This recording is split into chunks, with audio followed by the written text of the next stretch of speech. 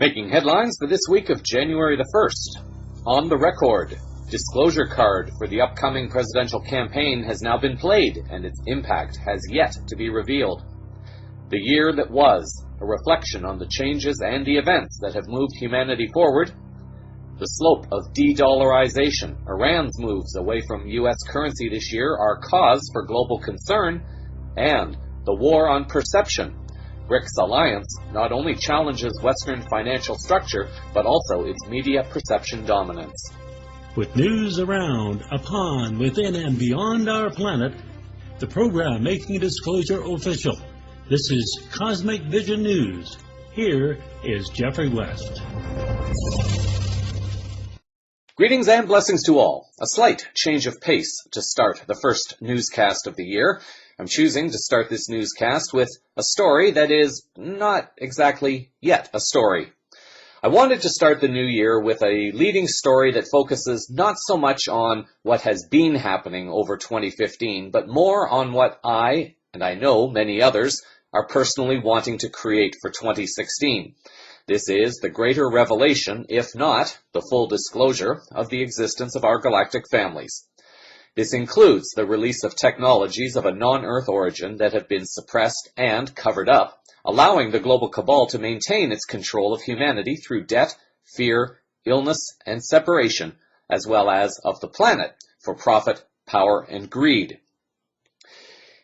It is a small story, by and of itself. To some, it may not even seem like a big deal. As always, however, when dealing with the global cabal, one must learn to read between the lines and learn to observe trends where trends may have been overlooked previously. It seems that the pressure is building on Democratic presidential candidate Hillary Clinton, and she must be realizing that there is such a threat to her chances of winning that she is now ready, or seems to be ready, to play the disclosure card, or at least part of it, that UFO and Rockefeller Initiative supporters have been hoping for.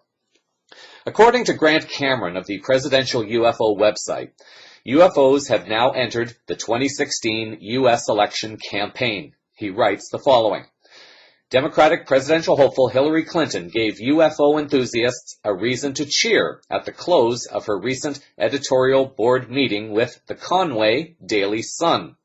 During that meeting, the former First Lady, former Senator from New York, and former Secretary of State answered serious questions about foreign policy and the economy.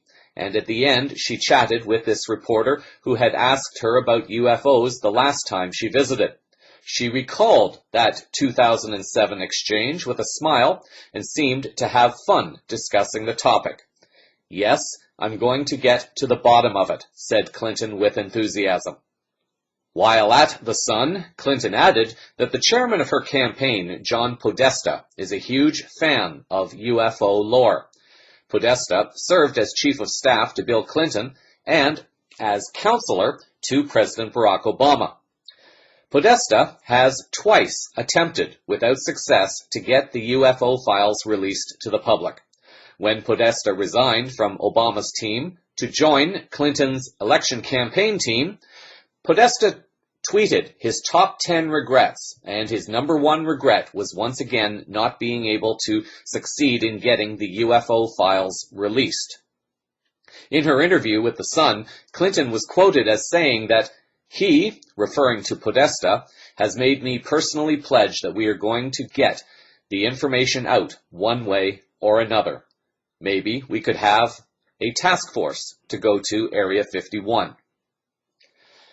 Now keep in mind that saying this at a fairly small-town newspaper is not going to make national and international headlines. However, she is apparently now on the public record as having addressed the issue of the existence, at least of UFOs, if not our galactic families specifically. Sooner or later, it is going to filter around the internet, and it could potentially become a big enough issue by election time to force Obama, and perhaps all other presidential candidates, to acknowledge the issue.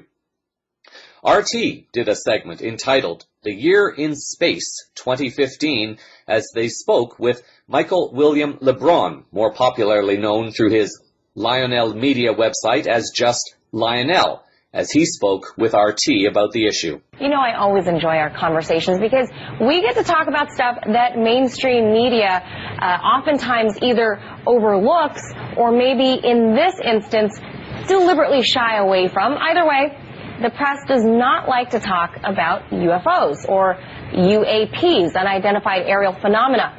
And you brought something to my attention earlier about someone I'd never imagined to be a proponent of talking about UFOs, and that's the former Clinton Chief of Staff, John Podesta.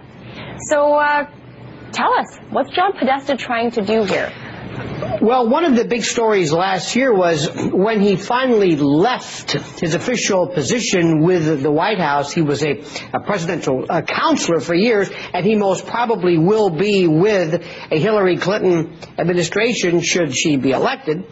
He said one of the biggest regrets he ever had was not pushing more for disclosure regarding, as you said, UFOs, UAPs, or EBEs, extraterrestrial biological entities, specifically those instances where people have seen something. Right now, people watching this, millions and millions of citizens, rational, lucid citizens who've seen something and didn't know what it was, couldn't identify it. And what Podesta said was one of his biggest regrets is not pushing more towards disclosure, not either through Freedom of Information Act requests, FOIA, and if you recall, when Bill Clinton was on Jimmy Kimmel, he was joking about Area 51, Roswell. What we're seeing now, in my humble opinion, is a leaking, a systematic approximation of more and more information and news so that the public will become acclimated and habituated and conditioned to the fact that there's more to this story than your government and our government and governments of the world have been willing to reveal. Now, that's why it's critical. I'm glad that you brought up the FOIA issue, that he was actually a big proponent of FOIA. He was probably one of the most high-profile cabinet members or administration members that actually supported FOIA back in 2002 in the early days before it came into law. Talk to me a little bit about some of the documents that he was trying to unveil as he was leaving office, and you know, a lot of people speculated that it was you know, these are going to be damning papers about, you know, real extraterrestrial life or something like that, and clearly none of that's come out yet. Well, one of the problems is simply this. If ever you go in front of a group of people and you ask any group, how many of you in your lifetime have seen something that you thought was unique, extraordinary, odd? How many of you saw something traveling in a way that regular conventional airplanes and aircraft don't? You didn't see people, you didn't see critters. How many saw something? Hands will go up. Then ask them this question. Did you report it? They say, of course not. Why? They're going to think I'm crazy. So what Podesta and others are talking about for the first time, Manila, is that what happens when you want to report something? Air Force is not interested. NASA's not interested. Law enforcement are going to think you're crazy. Airline pilots, frankly, are told, don't ever broach the subject. Don't even talk about it. You'll lose your license. In a separate article appearing on RT on December 29th, Lionel discusses why the mainstream media refuses to acknowledge UFOs, writing that there's no subject more ignored, shunned, and discounted by the mainstream media than that of UFOs. The subject of flying saucers represents a kind of cosmic Watergate, meaning that some few people in major governments have known since July of 1947, when 2 crashed saucers and several alien bodies were recovered in New Mexico, that some UFOs are of ET or extraterrestrial origin. Institutional bias, according to Lionel, is at least partly to blame. He writes, "The media reflect the world around us. They take no chances, buck no convention, and challenge no public opinion. As far as they know, any suggestion as to the viability of the theory that aliens or extraterrestrial biological entities exist or have been spotted is a no-no." Also to blame is scientific illiteracy, with Lionel feeling uninformed people hide what they don't know by either ignoring it, denying it, or whitewash it with jargon that won't be understood by the masses. Uninformed journalists are not following up because their owners understand what this information will mean to them and their future control over humanity and the planet. In other words, they will no longer have it.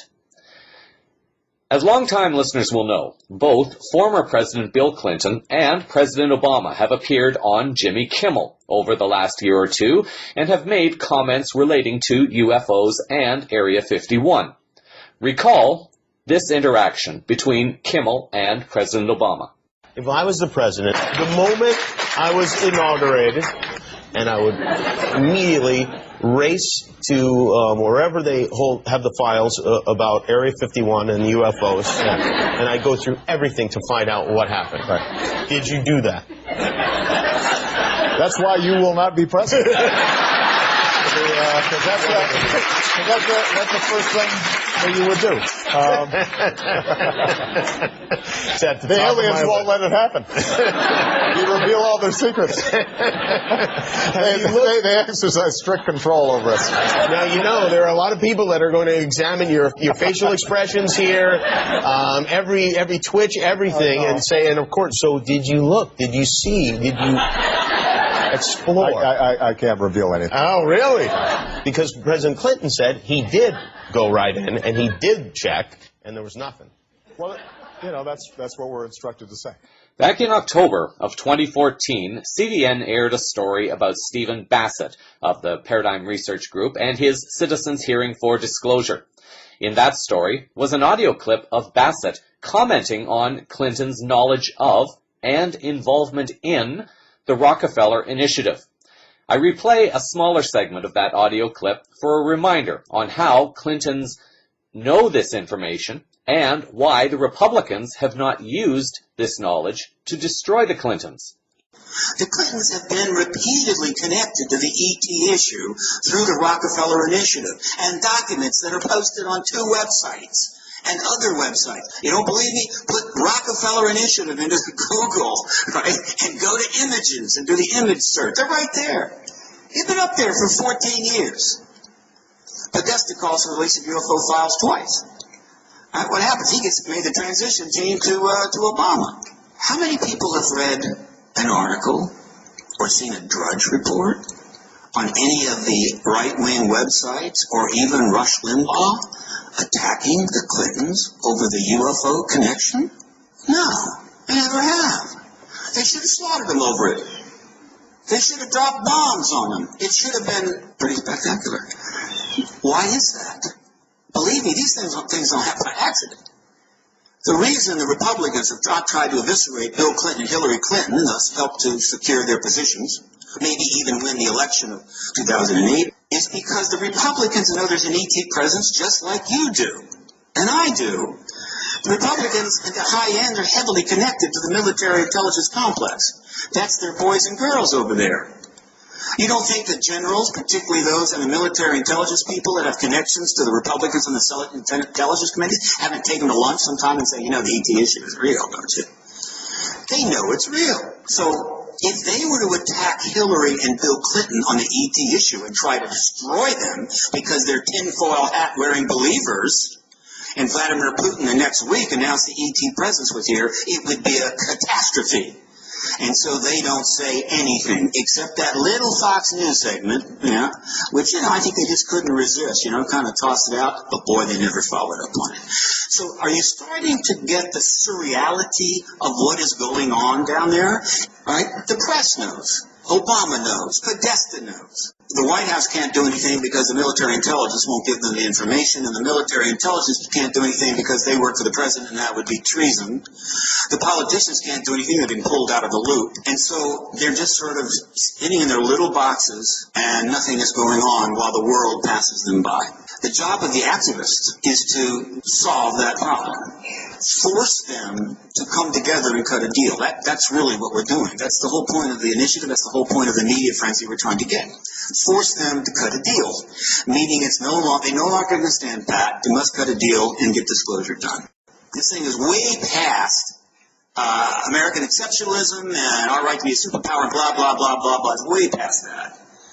Hillary's aspirations to be the first woman president are slowly sinking into a swamp of self-interest, corruption, delusion. She had a shot. She didn't get it. Obama got it. Failed presidency. These are tough times. But things will start getting better for everybody when politicians actually start standing up for what they've done, what they've said, and the important issues. If she wants to be president, she needs to do it. And she needs to do it pretty quickly because the Rockefeller Initiative is heading straight for her like a cruise missile. If you're aware, there's two documents in the Rockefeller Initiative to deal with Hillary Clinton, and they're very clear documents. And one states that all the material going from the Rockefellers into the science advisor to the president, and all the stuff from going from the science advisor to the president back to Rockefeller were going through Hillary Clinton's office. So that is very clear that Hillary was in the middle of this whole thing. Second one was Rockefeller when he came and he told John Mack and he told Hopkins, he said, I'm going to the president, I'm going to get disclosure. And they said, Mr. Rockefeller, I don't think that's how it works. He said, no, I'm going now, I'm going to go to the president. So he went to try to get to the president and they cut him off at the science advisor cut him off. Try to handle him, keep him away from the president. So Rockefeller was saying, okay, I don't think we can do anything. Rockefeller said, look, he says, if I don't get what I want, I'm going to put a major ad in every major newspaper in the United States, and I've got the money to do it, and I'm going to ask for disclosure publicly. He said, hang on, Mr. Rockefeller, what do you want to do? What do you want us to do?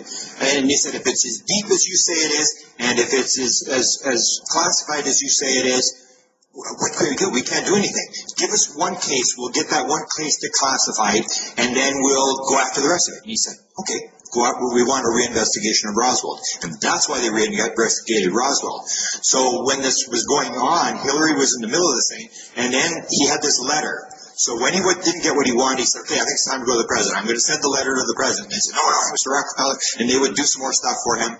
So he had this letter on a disclosure of the UFO phenomena to the public, to the president. And what he would do is he'd have different people helping him draft the letter and make changes. Hillary Clinton, clearly in one of the documents, it shows Hillary Clinton was one of the people that was helping him edit the letter on UFO disclosure to the president. So Hillary had these two documents that clearly said she was in the middle of this whole thing. So she's running for president last time, and I filed 100 FOIA requests, and first come, first serve. So there's a big lawyer firm in Washington who wanted Hillary's files, and they were all upset. And 11 of the first 18 FOIAs that came out from the Clinton library were on UFOs. So of course all the media is saying, well, what's with the UFO stuff? What's going on here? And this law firm in Washington, they were trying to get Hillary's stuff, and they were very upset. So they made a public statement and said, what's with this? We want Hillary's files. Why are you all this garbage? You're releasing all this garbage stuff. And I wrote him a letter and I said, first come, first serve. I don't give a damn who you are. Go to hell. And they never responded. But anyway, what happened was I got picked up. Washington Post interviewed me for an hour and a quarter. Fox News interviewed. Associated Press interviewed me extensively. 2 of the 3 did articles. I gave them all those 2 Hillary Clinton documents. She was running for president, and those clear documents that showed that she was part of this UFO thing, they wrote stories, but they totally ignored the Hillary documents, even though they were provided with all that material. So it doesn't just happen in Toronto, it happens all over the place. There's news editors, whatever's going on, they just don't want to touch the subject, and that's where, on the internet, we've got power. We, the people, have to take control and keep the pressure on. We have power that we don't realize we have on the internet, and we should be using it. Jeff Peckman, who was spearheading a disclosure-related campaign in the U.S. state of Colorado, commented a few years back on what it would take for Obama to step into the disclosure issue. Following Peckman's comments, Obama himself tells the public what they have to do to get the information they want from politicians. Now, right now, Obama's not saying anything. He's not responding. But I can assure you, he got to where he is because of community organizing. And he's counting on that continuance of community organizing to implement various programs that he has on his agenda. I do believe that Obama will get involved in this disclosure effort, but not until we do, in a real visible way. And let me say this as a politician. I can promise you this. Political leaders will never take risks if the people do not push them to take some risks. You must create the change that you want to see. Ordinary people can accomplish extraordinary things. As the 2016 presidential campaign begins to heat up, the challenge, and perhaps even the hope, is this. Clinton is sinking quickly as more revelations continue to link her to numerous scandals on different levels. Playing the disclosure card is arguably the only option that could possibly bring voters back into her camp. If other candidates, such as Bernie Sanders, are aware of this statement made by Clinton, they would be wise to address this issue quickly and in a very positive way. It may not be enough to save Clinton's election campaign, but what it may do is help create a more positive legacy for Clinton because she took the step to bring it to the forefront of the U.S. electorate. It may not seem like it if one is following the mainstream media, but it is becoming increasingly more clear that pressure is building on leaders, on politicians, on journalists, but more importantly on the corporate media empires, that something has to change. And in this current moment of now, it seems that we are at a threshold and precipice of change, if we have not actually begun to cross over it. In other geopolitical news, as we reflect back over the year that was, the reactions are likely going to differ than perhaps arguably at any other period than during the last 80 years or so. Over the decades, yes, many things have happened, and these events have been interpreted as positive, generally speaking, as negative, generally speaking, but also as both positive or negative depending upon the perspective of the event by the individual. Someone from the global cabal, for example, may perceive cabal events that benefit the cabal as positive, while the people will either see the same event as positive if they are still under the illusion of their control, or as negative if they have awakened sufficiently to see through their actions, their words, their legislation as criminal and harmful to humanity and the planet. A cabal member might perceive an event that goes against their interests as negative and try to brand it as terrorism, for example, while the population who are still asleep will also see it as negative. But for those who are awake, they will understand what is going on, and even if it causes some short-term discomfort, they understand certain things must happen for this global cabal to be dismantled, hopefully as peacefully and as lawfully as possible, for the highest good of humanity and the planet. I'm choosing not to even waste my time researching what the Western media are going to choose for their most important news stories of the year. Anyone who is interested can easily go and do this for him or herself.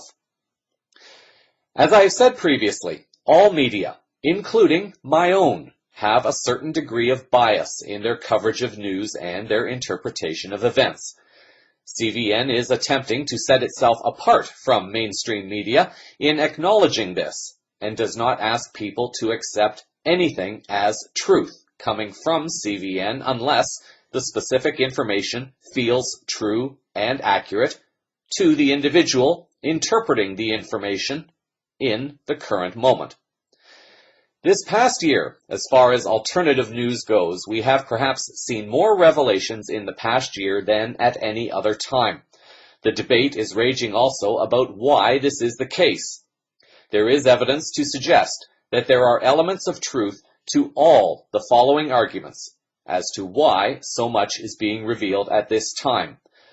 Among these events that are contributing to why, is the collapse of the global cabal, the role of the internet and a more technologically aware population that knows how to use it, a more awakened general population that is informed on many more issues, a greater courage being demonstrated by more and more humans choosing to become whistleblowers despite the risks, a greater spiritual push within each human as we move towards creating something that we may all not even fully understand yet.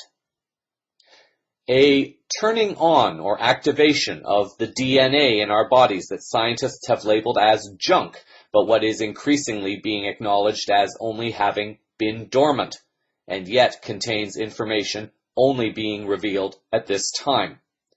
Also, the changes taking place in the universe and within our solar system, affecting our planet, humans, and all life upon this surface and other planets as well. Most people will understand that, of course, there is not just any one singular reason for why all these changes and revelations are happening at this time, but that there is an amazing, synchronistic, mysterious, and arguably magical combination of revelations taking place within each human at a level that is as unique and beautiful to that one individual as it is to the next human. All of these, and definitely many others that I have not named, are contributing to what is being experienced individually and collectively within all life, physical and non-physical, visible and invisible on this planet, but also beyond it. It is also a period of paradox, where some will choose to see the world as collapsing into fear, chaos, war, and financial ruin. Others, however, understand fully that in order to make room for something new, all the old must first be cleared out. This house cleaning is occurring on multiple levels.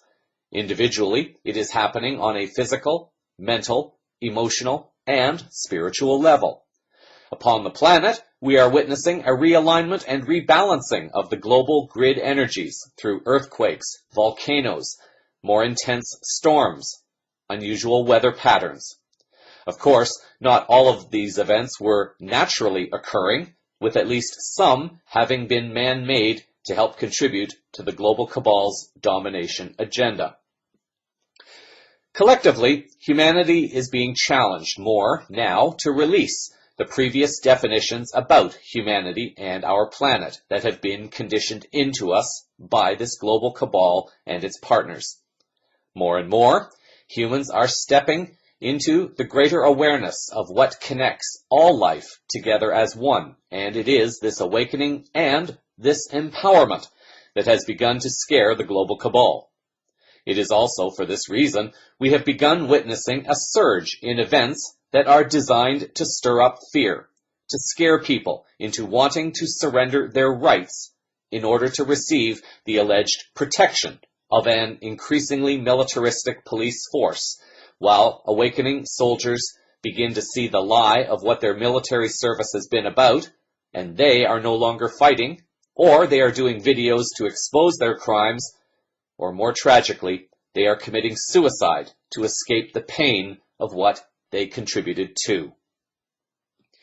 Each soul has had a role to play in the year that has contributed to a significant global awakening and disempowering of the forces that have historically enslaved humanity through a criminally fraudulent banking system, or criminally fraudulent system of commercial law that treats humans as corporate entities while imposing rules upon an uninformed human population without their democratic consent.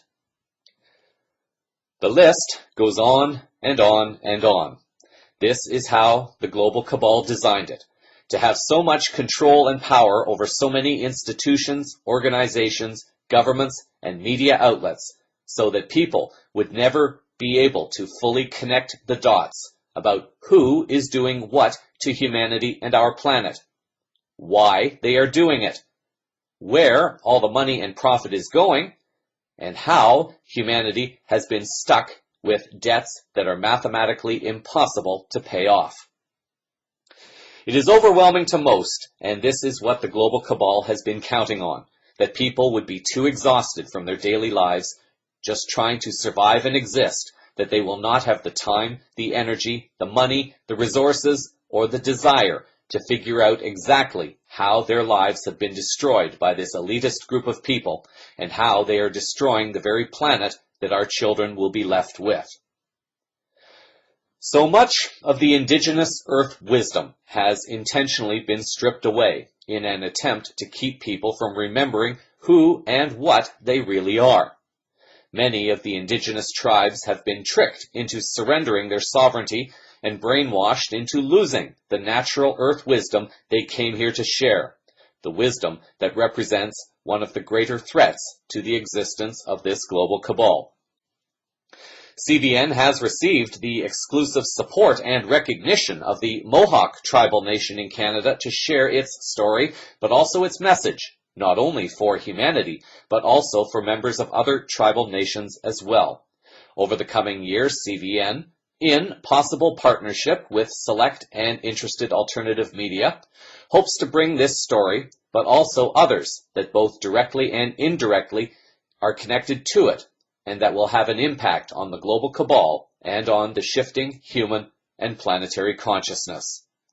This, and much more, we can look forward to in 2016. A discussion could go on over countless coffee breaks about what the biggest alternative news stories were for the year.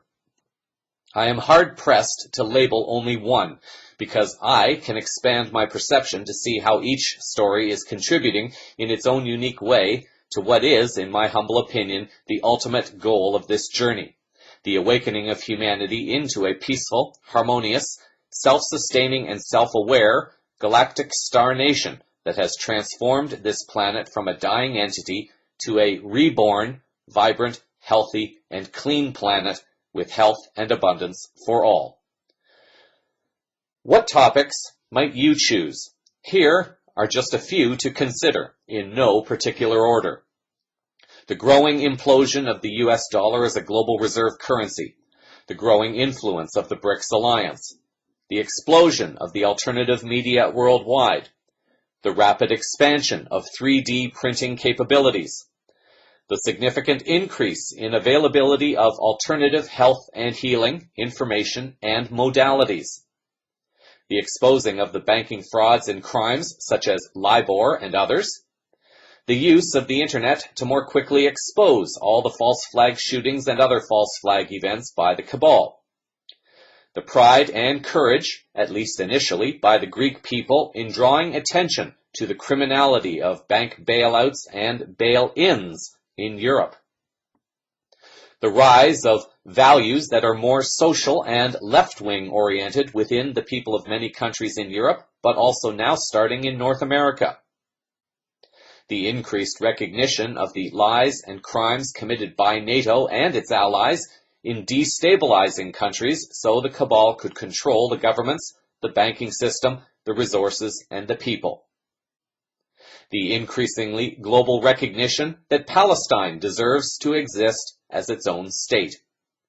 The increasing revelations that highlight the extent to which several Western governments, but particularly the US, have been controlled and influenced by individuals aligning to the Zionist agenda, and more specifically to the Zionist government of Israel led by Benjamin Netanyahu.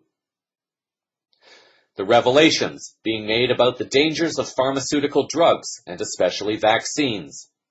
The revelations of the dangers of genetically modified foods and pesticides, particularly by Monsanto, but also other biotech companies. The movement of the people to put increased pressure on multinational corporations by being willing to boycott products and services that hit them on the bottom line. The positive movement by some companies that are seeing the writing on the wall and are proactively changing their products and services to be healthier, or they are changing their business practices to pay people an honorable living wage, or they are ending products and services that are harmful to humanity and the planet. The opening of not only the BRICS Bank, but also the Asian Infrastructure and Investment Bank as competing entities to the cabal-controlled World Bank, International Monetary Bank, and the Bank of International Settlements. the expansion of the Chinese yuan as a globally recognized currency and its ultimate inclusion within the IMF basket of currencies as a global reserve, the continued soft disclosure by NASA and other sources of life existing beyond Earth, the race for technologies to not only get humans up into space, but also to the Moon and Mars, the revelations of life already existing on the Moon and Mars, and the existence of a deep space fleet of craft already in operation by forces from Earth, the political corruption that continues to be revealed by Edward Snowden and Julian Assange, with special acknowledgement to Chelsea Manning, who continues to serve prison time for giving all the information she had access to Julian Assange and WikiLeaks. The increasing courage of politicians to speak out on political corruption, including Sarah Wagenknecht from the Left Party in Germany, Nigel Farage of the UK Independence Party, and numerous others who are recognizing that the will of the people is demanding this information be made known, and they are choosing to answer this call. The growing recognition of the uses, benefits, and power of hemp, cannabis, and marijuana in health, healing, and in society in general. The removal of certain politicians and governments that were known to be linked to the global cabal and or the Zionist agenda. This included the former government of Stephen Harper in Canada. The increased attention being brought to the militarization of police forces and the increased corruption, abuses, and criminality of police officers around the world. Courageous citizens are learning their rights, applying this knowledge, and they are calling out the police on their abuses, and more importantly, they are videotaping them or recording them in the act of committing those crimes and abuses. The greater attention being brought to chemtrails. The revelations linking the U.S. and Israel to the terrorist group known as Daesh, or the Islamic State. The revelations include the funding, training, and supply of mercenary forces that have no link to the Muslim faith. The Western government and media campaign to demonize Russia for non-substantiated actions in Ukraine and other parts of the world, and Western attempts to shut down Russia with failed sanctions. The actions by Russia to begin effectively shutting down Daesh in Syria, and the increasing invitations that Russia is receiving to finish off the work that the U.S. and its intelligence have demonstrated their failure in doing. The growing alliance of the East, and linked with it, the growing peace between Pakistan and India and their move towards the Eastern Alliance. The increasing reputation and success of Russia in international diplomacy and global peace. The increasing revelations that all the wars currently being fought and all those since 9/11 are wars for profit by bankers and are not wars for true democracy, self-defense, or global peace. The increasing revelations about the idiocy and corruption of Western media outlets and the naive desire to continue trying to sell their message, even as increasing numbers of people continue to turn away from their propaganda. The revelations of how Western media sensationalizes certain events, the ones they are told to sensationalize while ignoring or downplaying more significant global stories. The increasing revelations showing the corruption within global charities claiming to work for the benefit of children, refugees, or some other cause. The increasing revelations of the criminality behind the forcing of refugees from Middle Eastern countries, but most recently Syria, to Europe. These migrations have revealed people who were not Syrian, and Daesh has also claimed to have smuggled its mercenaries into European countries to destabilize Europe and also punish them for shifting away from the US and NATO alignment. The increased global acceptance of Russian President Vladimir Putin in his demonstration of not allowing himself or Russia into getting sucker punched into a global war scenario. The global cabal has been pushing for war, but Russia has not taken the bait on all attempts the West has done to provoke them. Russia's response has been shown to be measured, calculated, but especially effective in achieving its goals. The increasing fracturing of the NATO alliance and the increased isolation of the U.S. on the global stage as more countries unite to put an end to U.S.-Israeli hegemony in the world. I personally am amazed with this list, and I know that there are so many others that I have not included. The one story that is most important might be the one I consider the first domino. Which story is that first domino that led to everything else unfolding in the most amazing way it has over the past year?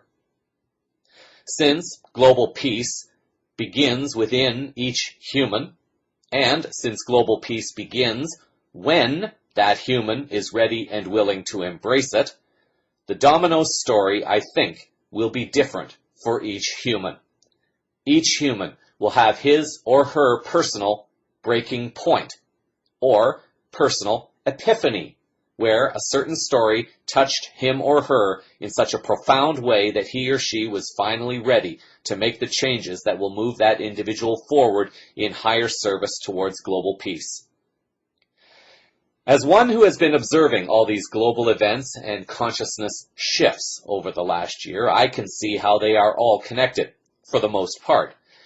It is not my place to say which story is the most important.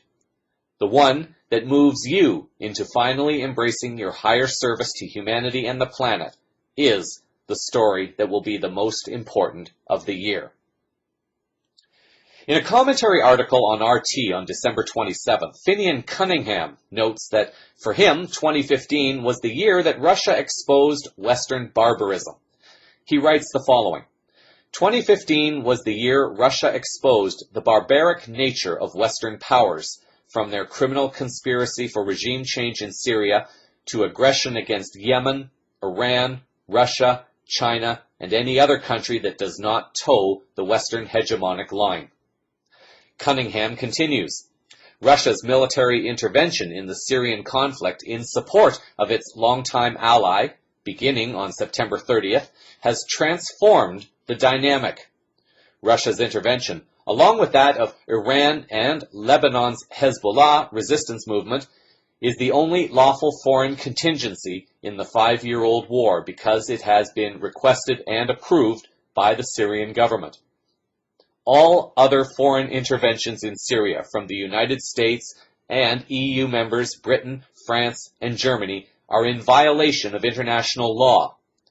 Russia's intense aerial bombardment against all illegally armed militants, including the Islamic State and al-Nusra Front, is not encumbered with the false dichotomy articulated by the U.S.-led military coalition, which disingenuously divides militants into extremists and moderates. In 3 months of Russian aerial operations, the losses suffered by anti-government militants in Syria have been much greater than during 16 months of bombing by the U.S.-led coalition. That is because Russia is working in close liaison with the Syrian Arab Army, which is now making sweeping ground advances. Also, the U.S. and its allies are accused of not being fully committed to combating terrorist groups in Syria because these militants are at the same time being used by Washington and its partners as proxy forces to illegally achieve regime change in Syria. Although the Western media has not yet caught on, this is arguably the story that demonstrates just how powerful this global cabal once was, and how it has now been exposed publicly, and how it is being systematically dismantled with a limited amount of war. It may just take a bit longer for the Western media interests to catch on.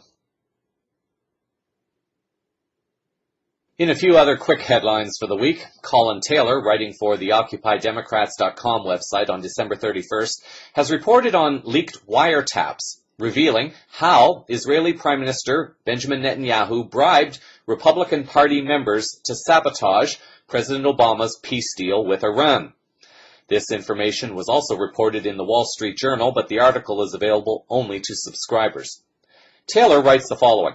A new report from the Wall Street Journal reveals that NSA wiretaps found that the Israeli Prime Minister and other officials of the Israeli government attempted to, and most likely succeeded, in bribing American legislators in exchange for their support against the deal.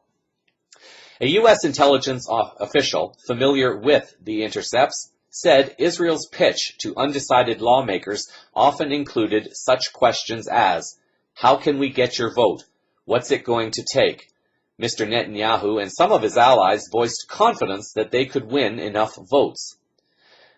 The answers to Israeli proposals have yet to be fully revealed, but it is clear that favors were offered, bribes were proposed, and from the subsequent behavior of Republican lawmakers, we can only infer that our legislators accepted those bribes from a foreign government in exchange for opposing the diplomatic efforts of the Obama administration.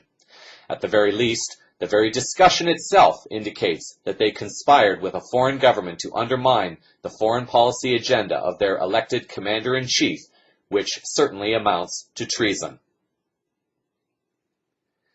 In Ukraine, Sputnik News reported on December 30th that a so-called Project Ukraine, which was started by the U.S. when the destabilization began 2 years ago, is nearing collapse. According to the article, despite the U.S.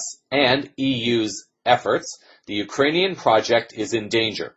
If the Ukrainian government falls, it will be a deep embarrassment for Washington and Brussels and the IMF, which sacrificed relations with Russia to support the U.S.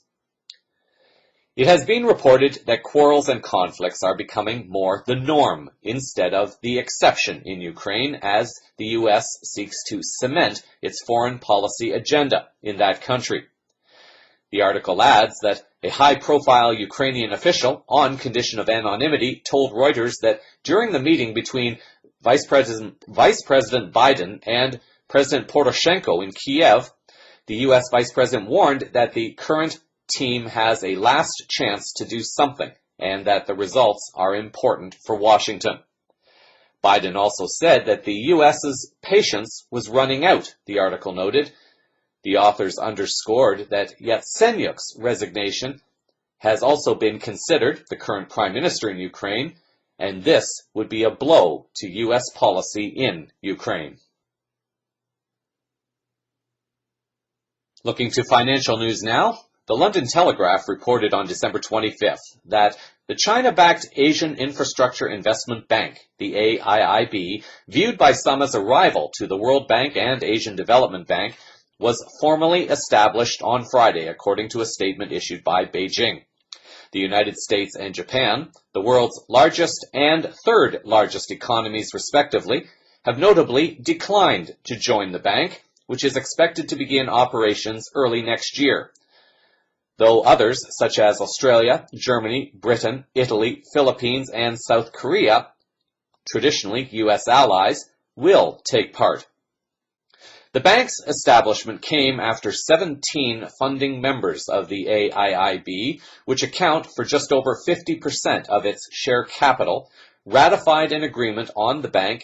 State television quoted Finance Minister Lu Jiwei as saying, "The AIIB is legally established as the Articles of Agreement take effect today," Mr. Lu said. The article also adds the following.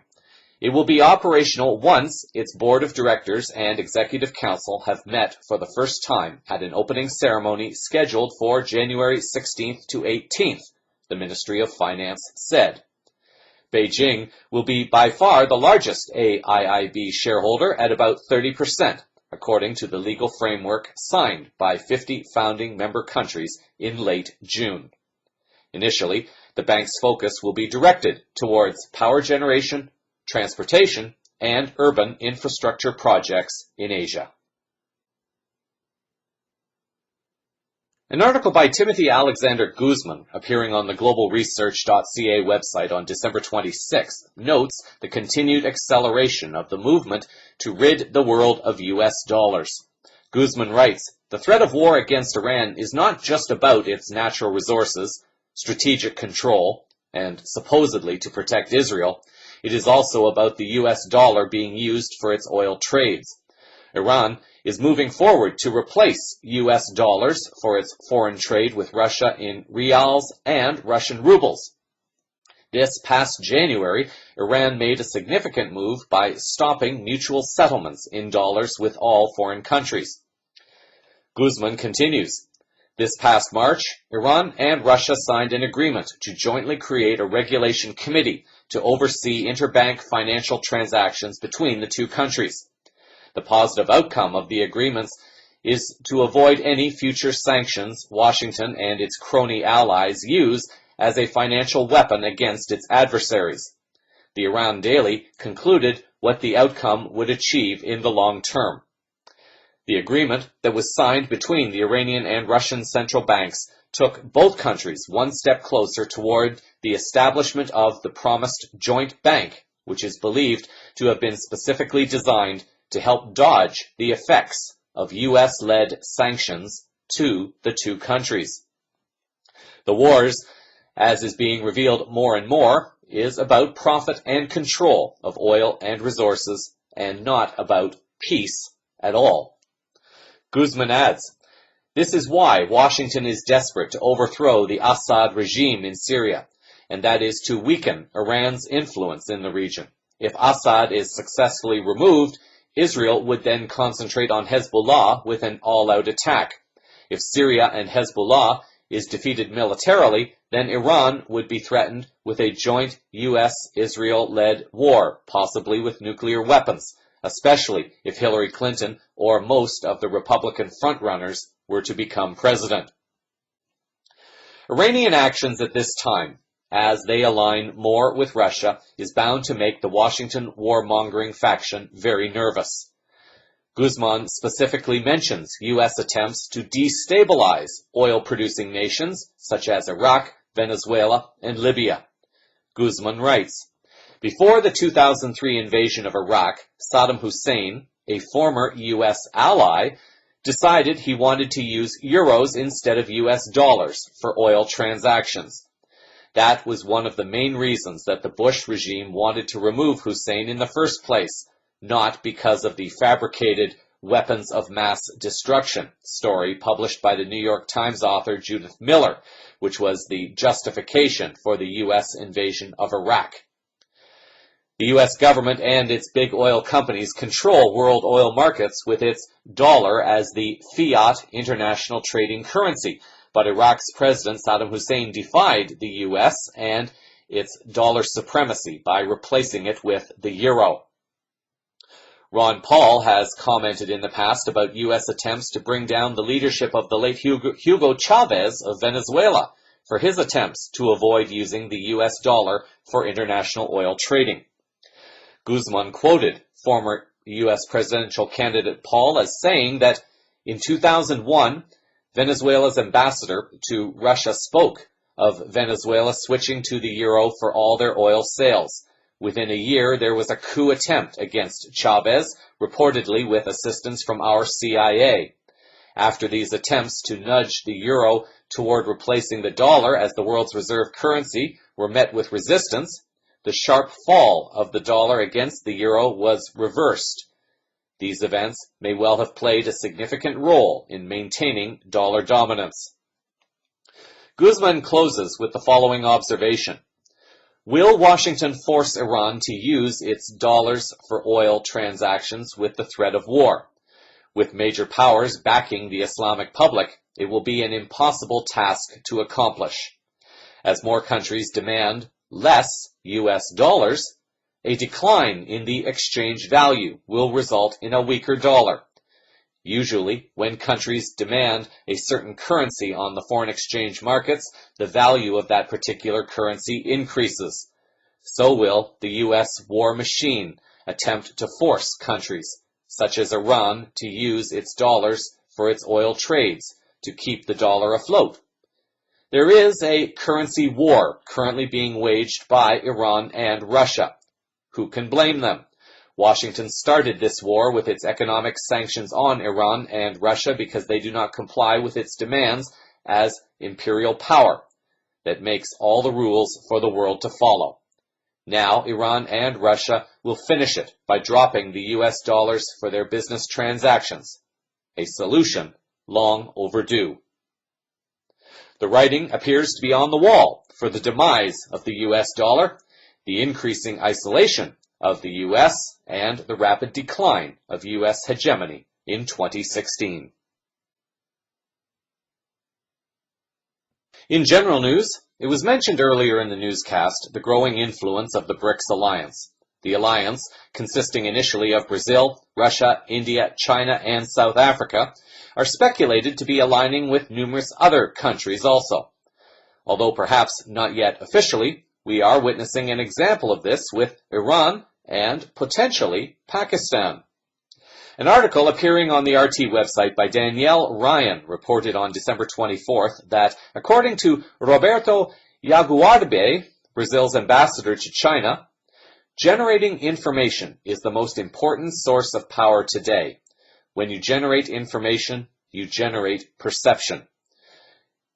Jaguaribe made those comments at the first BRICS Media Summit on December 1st in Beijing. In a separate RT article going all the way back to March of 2011, RT reported Hillary Clinton as saying something similar. At that time, Clinton was the U.S. Secretary of State, and she was defending her department's budget to the House Committee on Foreign Affairs. Clinton was quoted as saying that, "During the Cold War, we did a great job in getting America's message out. After the Berlin Wall fell, we said, okay, fine, enough of that, we are done. And unfortunately, we are paying a big price for it," she said. "Our private media cannot fill that gap. We are in an information war, and we are losing that war. Al Jazeera is winning. The Chinese have opened a global multi-language television network. The Russians have opened up an English language network. I've seen it in a few countries, and it is quite instructive." Returning to the original article, Ryan reports that at the BRICS Media Summit, it ended with a declaration to strengthen ties among our 5 countries, whether in the economic, social, or political sphere, with objective, impartial, comprehensive, and timely media reports. Cooperation between the BRICS in the media realm will serve 2 functions. The first as a means of enhancing globally the idea of a new multipolar world, and the second as a means of facilitating mutual understanding between the BRICS nations themselves, to learn more about each other and to find a way of receiving news directly rather than from outside sources. As one might expect, Ryan shares the same observation, the following observation. The event went almost completely unreported by Western media, which is at once surprising and unsurprising. It's hard to believe that the dominant Western news agencies could miss an opportunity to use a headline that might include the phrase propaganda coalition, but at the same time, no one wants to draw too much attention to their competitors. Ryan observes also the significance of this summit, writing the following. It means that the BRICS nations, as a matter of policy, are no longer content to allow the field of global mass media to be completely dominated by the West. Russia and China in particular have been making efforts to develop their global media reach in recent years, frequently with investments in English language media, but this is a new step. The BRICS, as a group, now see the promotion of their perspectives as a crucial element of their public diplomacy and development of soft power, and they see it as a joint venture. Ryan writes that the timing could not be worse for Western media, but as I mentioned earlier, what is perceived as bad news by the global cabal can actually be very good news for humanity and the shifting human and planetary consciousness. Ryan writes, "What the Western media continues to miss is why there is not only a desire on the part of the BRICS nations to have their perspectives heard globally, but why there is such a growing demand among Western populations for alternative viewpoints.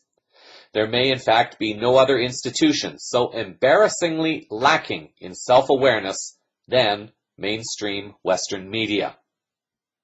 The endless pontificating and moralizing, the obsessive and revealingly defensive focus on our quote-unquote real journalism versus their quote-unquote fake journalism, none of that is as desirable when your audience is slowly beginning to see the forest and not just the trees. With newspaper sales in the US and UK plummeting, corporate established media is losing its sway. Media watchdog sites like Media Lens and Fair.org become more popular, and it's no wonder the top dogs of global media are worried and doing everything in their power to counter and discredit any who dare to promote other ideas. A few months ago, she continues, not even the mighty British press establishment could prevent Jeremy Corbyn's landslide victory to be elected leader of the Labour Party, and it certainly was not for lack of trying. People are increasingly aware of the alternatives available to them. Deeper cooperation in the media sphere between the BRICS nations is likely to produce a far bigger headache for the West in this sense. Life willing, 2016 will be the breakout year for Cosmic Vision News, where it gets to serve alongside some of the other alternative media greats in helping to awaken humanity and move a positive shift forward for the highest good of all in the unique style that I believe Cosmic Vision News is able to deliver. As we enter the new year of incredible change, with it also comes the great responsibility. This responsibility will be different for each human, but it will be connected in various ways to those around that individual for the highest good of all. I spoke earlier of the role of the Indigenous people and how it has been stripped away and how important it will be in bringing this awareness back into the human and planetary consciousness. I'd like to share part, at least, of a following article from Dr. Lee Brown, an Eastern Cherokee, appearing on the Four Worlds International Institute website on December 24th, with his sharing about the Indigenous prophecies being fulfilled. The following are selected excerpts from this story. At the beginning of this cycle of time long ago, the Great Spirit came down, and he made an appearance, and he gathered the peoples of this earth together, and he said to the human beings, I'm going to send you to 4 directions, and over time I'm going to change you into 4 colors, but I'm going to give you some teachings, and you will call these the original teachings, and when you come back together with each other, you will share these so that you can live and have peace on earth, and a great civilization will come about. And the Creator said, during the cycle of time, I'm going to give each of you 2 stone tablets. When I give you those stone tablets, don't cast them upon the ground. If any of the brothers and sisters of the 4 directions and the 4 colors cast their tablets on the ground, not only will humans have a hard time, but almost the earth itself will die. And so the Creator gave each of us a responsibility that Indigenous peoples call the guardianship. To the Indian people, the Red people, the Great Spirit gave the guardianship of Mother Earth. We were to learn during this cycle of time the teachings of the earth, the plants that grow from the earth, the foods that you can eat, and the herbs that are healing, so that when we came back together with our other brothers and sisters, we could share this knowledge with them. Something good was to happen on the earth. To the south, the Great Spirit gave the yellow race of people the guardianship of the wind. They were to learn about the sky and breathing and how to take that within ourselves for spiritual advancement. They were to share that with us at this time.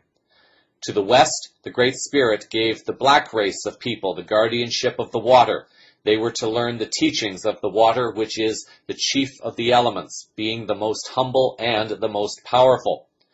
When I went to the University of Washington and I learned that it was a black man who discovered blood plasma, it didn't surprise me because blood is water, and the elders already told me the black people would bring the teachings of the water. To the north, the Great Spirit gave the white race of people the guardianship of the fire. If you look at the center of many of the things they do, you will find the fire. They say that a light bulb is the white man's fire. If you look at the center of a car, you will find a spark. If you look at the center of an airplane and the train, you will find the fire. The fire consumes and also moves. This is why it was the white brothers and sisters who began to move upon the face of the earth and reunite us as a human family. The Great Spirit gave each of the 4 races stone tablets. Ours are kept at the Hopi Reservation in Arizona at Four Corners area on Third Mesa. I talked to people from the black race, and their stone tablets are at the foot of Mount Kenya. They are kept by the Kikuyu tribe. The stone tablets of the yellow race are kept by the Tibetans in Tibet. If you went straight through the Hopi Reservation to the other side of the world, you would come out in Tibet. The Tibetan word for sun is the Hopi word for moon, and the Hopi word for sun is the Tibetan word for moon. The guardians of the traditions of the people of Europe are the Swiss. In Switzerland, they still have a day when each family brings out its mask. They still know the colors of the families. They still know the symbols, some of them. Each of these 4 peoples happens to be people that live in the mountains. So we went through this cycle of time, and each of the 4 races went to their directions and they learned their teachings. It was indicated on the stone tablets that the Hopis had that the first brothers and sisters that would come back to them would come as turtles across the land. They would be human beings, but they would come as turtles. So when the time came close, the Hopi were at a special village to welcome the turtles that would come across the land, and they got up in the morning and looked out at the sunrise. They looked out across the desert and they saw the Spanish conquistadors coming, covered in armor like turtles across the land. So this was them. So they went out to the Spanish man and they extended their hand, hoping for the handshake, but into the hand the Spanish man dropped a trinket. And so word spread throughout North America that there was going to be a hard time, and that maybe some of the brothers and sisters had forgotten the sacredness of all things, and all the human beings were going to suffer for this on the earth. These are the times we have been moving through. The article concludes with the following. I used to ask the elders, isn't there anything we can do? And they said, well, it's just that way. If a person does not have the spiritual eyes to see, it is very hard to show them. Or if they don't have the ears to hear, it's very hard to speak with them. We wish that we could go and get them all, but we can't. It's just that some are not going to wake up. But some will wake up. And so they say there's going to be the 3rd shaking of the earth. It's not going to be a good thing to see, but we will survive it. We will survive it. And when we survive it, there's going to be another attempt to make a circle of the human beings on the earth. And this time the native people will not have to petition to join, but will be invited to enter the circle because they say the attitude towards us will have changed by then. And people will let us into the circle. And all the 4 colors of the 4 directions will share their wisdom, and there will be a peace on the earth. This is coming close. A lot of times when I share this message of the prophecies, people say, can't we change it? Could we stop it? The answer is yes. The full story, including some of the prophecies, can be found on a link to the Four Winds International Institute website in the show summary for this story.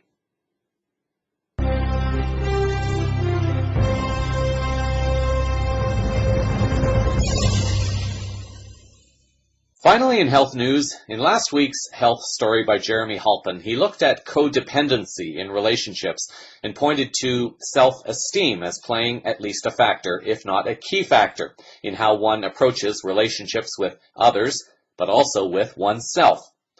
Specifically in relations with other people, self-esteem can impact an individual in at least 3 ways. It plays a role in how one enters into a relation with another, the dating game, how one behaves while being in a relation with another, the committed relation itself, and how one recovers after having been with another, the post-relation separation. An article from the Power of Positivity website on August 1st looks at how to release attachments to past relationships. The article shares the following. We've all carried baggage from past relationships at one time or another. Whether it's from a past love, friendship, or even a family member, we carry the baggage from these relationships with us, and it can affect everything we do. Everything. The problem isn't actually the baggage itself, but how we allow the baggage to define us. Can we figure out who we are, independent of the baggage, or has the baggage created who we are? If the baggage is defining who we are, then we owe it to ourselves to release its hold over us. Just let it go, they say. But just letting it go is much more difficult than it sounds. Letting go of something we have been carrying around with us for a while isn't something that happens overnight, but it is possible. First of all, be willing to release the attachment is the first step. The article writes the following. Why we hold on to baggage is different for everyone. We might use it to shield us from future hurt. We might use it to help propel us into action. We might use it to allow us to feel certain emotions, and we might use it to keep us from moving forward. Any action motivated by the baggage we hold on to is not serving us. We often want to release the baggage when in some way it is giving us something that we think we need. We know it isn't healthy, but on some level we keep justifying it to ourselves. Letting go of the baggage is hard and doesn't happen overnight, but we have to start with the affirmation that it is what we need to do. One can begin this journey by writing down the thoughts and the behaviors that affect one's mood. Create a judgment-free zone and just be real with oneself. The article writes that as we continue to write, we will start to notice patterns and triggers that we can begin to recognize and change. One begins to challenge the life story one has been telling oneself. The article writes that if the story is not contributing positively to our current reality, it is up to us to challenge it. Our story is from our point of view, as it should be, but to begin to let go of the baggage, it is helpful to take a step outside of our story and write it from another perspective. Another perspective helps us to release the overwhelming emotion we feel and can help us break the hold it has on us. The relations that have ended poorly make it quite hard to try to find something positive, but there is always something there to keep because there was a time when the relation was positive, or one would not have been drawn to the experience. In other words, reframing how one looks at that relationship. According to the article, maybe the relationship helped define acceptable behaviors. Maybe it helped us become stronger and more resilient. Maybe it helped us become more grateful for small moments. We can only begin to let go once we stop focusing on the bad and shift our focus to the silver lining, however small.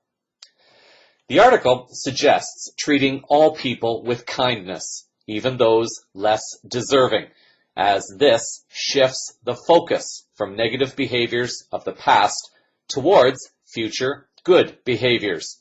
Visualize your own version of happy. How will your life look when you are free of the baggage? How will you feel and act? With this clearer vision, one can begin the manifestation of that desire. Have some expectations, but keep them realistic. Those that are found to be unrealistic will need to be released.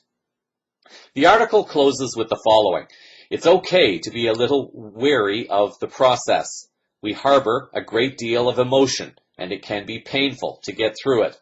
If we continue to hold on to it without facing it, it will affect everything we do. Don't wait until there is a risk of losing something wonderful to release the baggage. I would like listeners to know that just because I share stories like these with you that may be of benefit to some, there may also be some people who think that I am somehow a perfect practitioner of what I share. This is simply not the case. This story and others have as much relevance and meaning to share with me, myself, in my own personal journey, as they may have to some others. And I am moving along with each of you in this journey of clearing and releasing, and we are each doing it in a way that is uniquely different, yet equally beautiful. This week, we begin a three-part exploration from Jeremy Halpin on the topic of self-esteem. Before he started doing audio recordings of his blog, Halpin had a three-part series exploring the relation and the effects that self-esteem can play on oneself in all of our various interactions.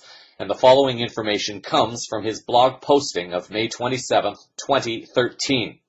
He starts, "Okay, shout into the microphone, 'I'm the best,' as loud as you can."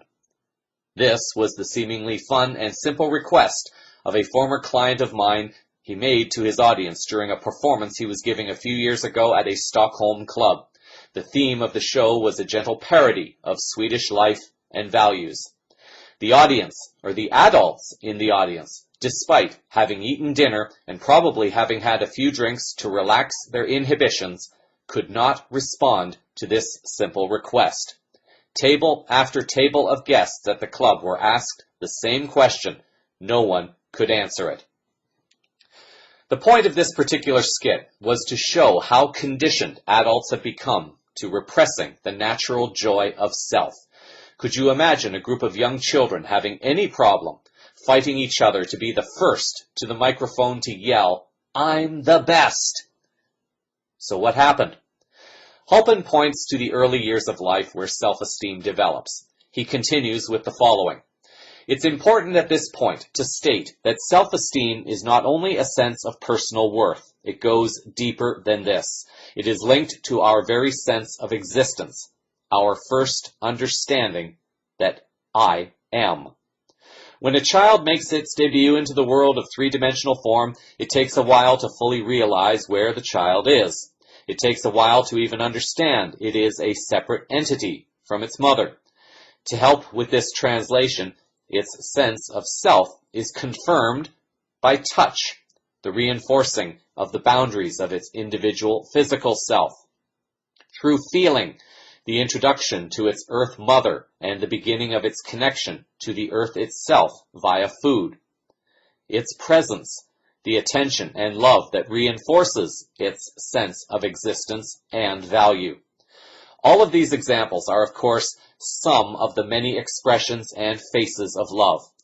Raised in these conditions, a child will most likely fill up on positive self-esteem. Their world at that point is all about them, what they are thinking, what they are feeling, what they desire to experience.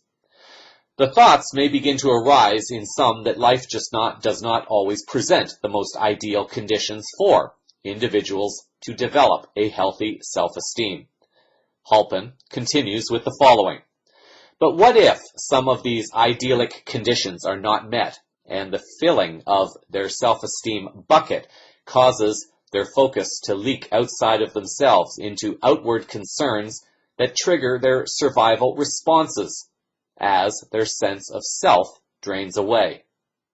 Maybe the child is separated from its parents at birth, perhaps through death or illness or maybe adoption.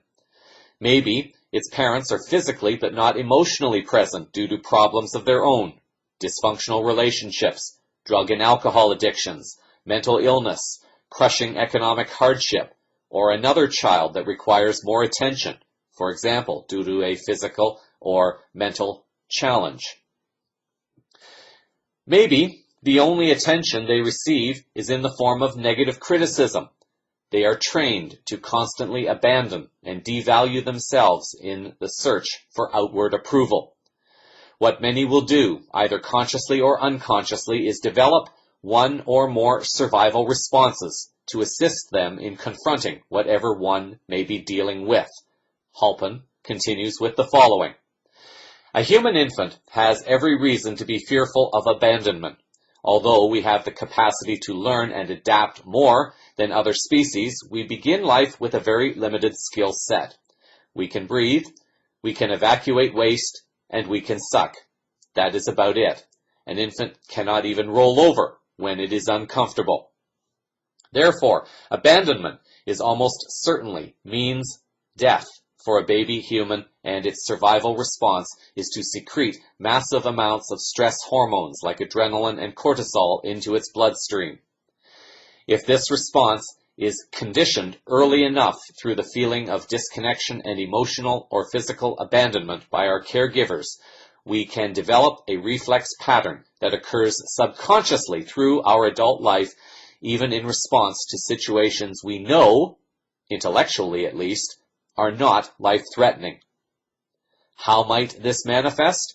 Halpin states that this may appear in the form of spontaneous panic attacks, some form of depression, and burnout syndrome are all examples of this well-meaning but inappropriate mechanism.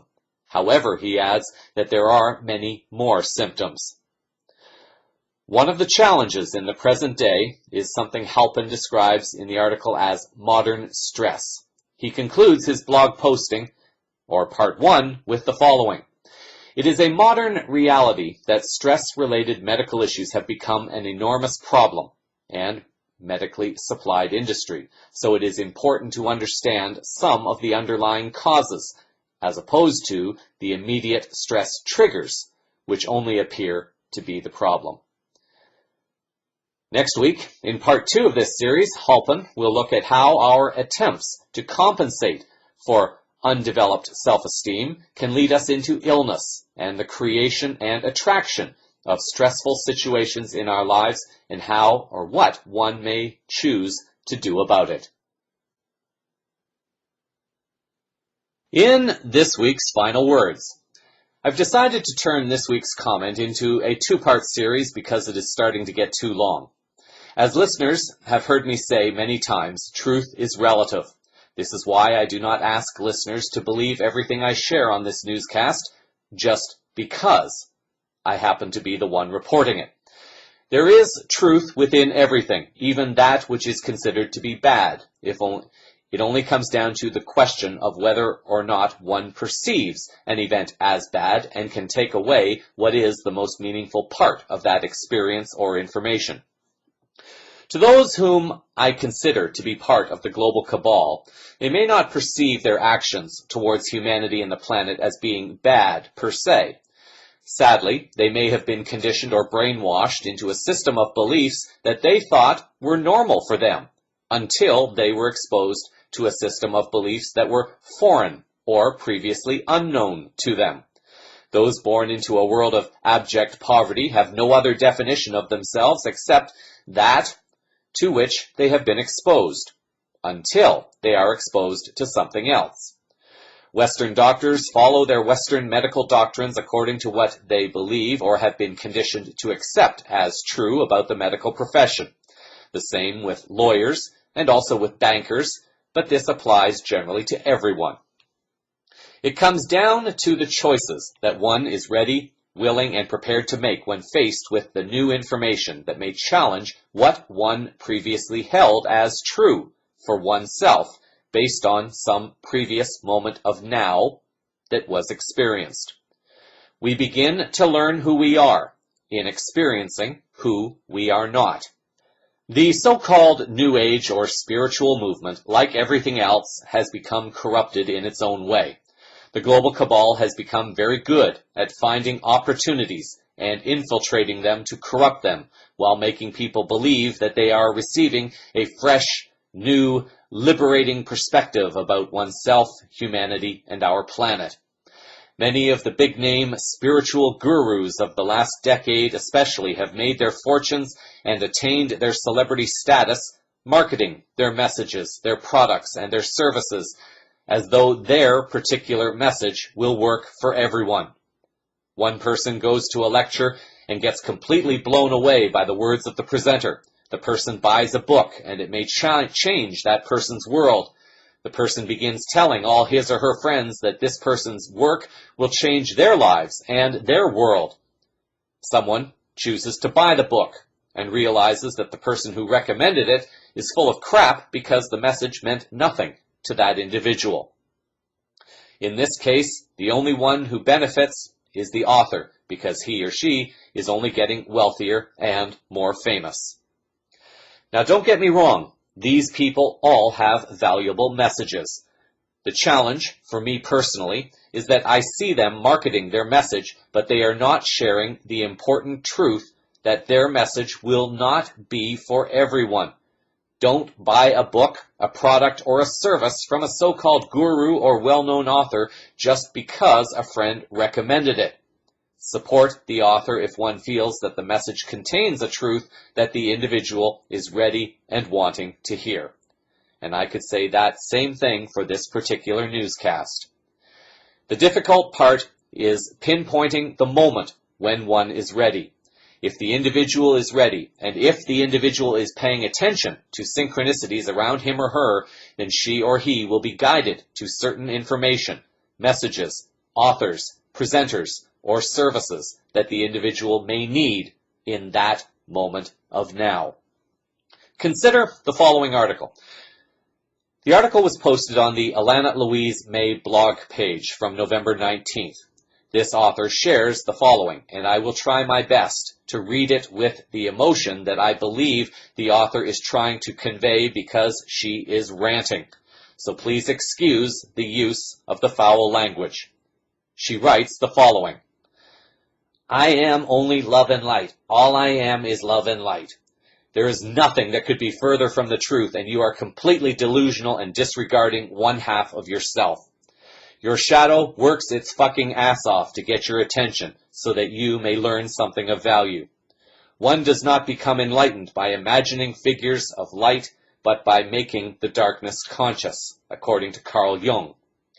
Your shadow is your biggest teacher and ally, and yet you enjoy kicking it in the guts as it lies on the floor with you yelling furiously through tears of desperation, love and light, fucking love and light.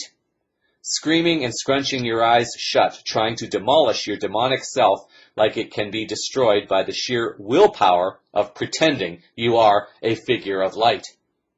Determined to only see yourself in the golden hues of the divine you are sorely missing the point. You are all the colors and all the shades. You are made up of the fragile glimmer of life's breath and the ruthlessness of the unstoppable undertaker of death. So if I were you, I would ditch the love and light facade. You're not fooling any of us. We all know your insides are filled with shit and decaying matter and vileness. We know that because we are too. Spew up your toxic thoughts and vicious ways all over my coffee table and give me something of value to be with. You are love and light and immeasurable darkness. Honor your shadow, or that wild bitch will fuck you so hard no amount of cold-pressed organic coconut oil will make it better. There is truth in this article, and there are also a few things that concern me, and this is only me personally. The author is correct. We have, over numerous lifetimes, been every aspect, the good, the bad, the evil, the poor, the wealthy, the lover, the hater, perhaps the Christian, perhaps the Muslim, perhaps the Jew, or others, and the list goes on. The message seems styled, however, in a bit of Alex Jones' presentation. Jones may offer some truth about the global cabal, but he also uses negative emotion to stir people up for violent revolution, which is what the global cabal wants. This article makes me cautious that it is somehow using the truth of the words to stir up a cabal-desired response, as the cabal requires fear and negative emotion to feed their drama. Now, I'm not saying that this is the case. I am becoming more aware of the importance of embracing the shadow within us. There are different ways to this, and this author is selling this message as something that will be good for everyone. There are souls that incarnated with the ability to serve in the military and fight. They serve a purpose, but this is not for everyone. There will be those who require an intensive lesson in addressing the darkness within in order to fully release it. Who knows? I might even be one of those people. Probably am. If I were to recognize myself as such, would I want to follow the journey as this person describes it for herself? I'm not sure yet, but I'm leaning towards no. Although I recognize something of value in her words, there is also something else that does not quite feel right to me, personally. Thus, it becomes a trick in discerning what parts are meaningful to me and what parts do not serve my highest good, if any. We have been it all, and thus we have to embrace it all. In this incarnation, we have spent years recognizing the negativity that comes up within us, how we think, speak, write, and act towards others and ourselves, how we judge others and ourselves, and so on. In this sense, and I could be wrong, this has been our shadows expressing themselves, and in becoming aware of that, one can begin to transmute it with the energies of love, compassion, forgiveness, and so on. Some people, according to their truth, require hearing a message in a certain form in order for it to have meaning to them. This message may have meaning to some, and it may not have meaning to all. The more aggressive types require a more aggressive approach, and while others may require a softer, more comfortable approach. We'll continue this exploration in next week's Final Words. Create a wonderful week until our next Moment of Now.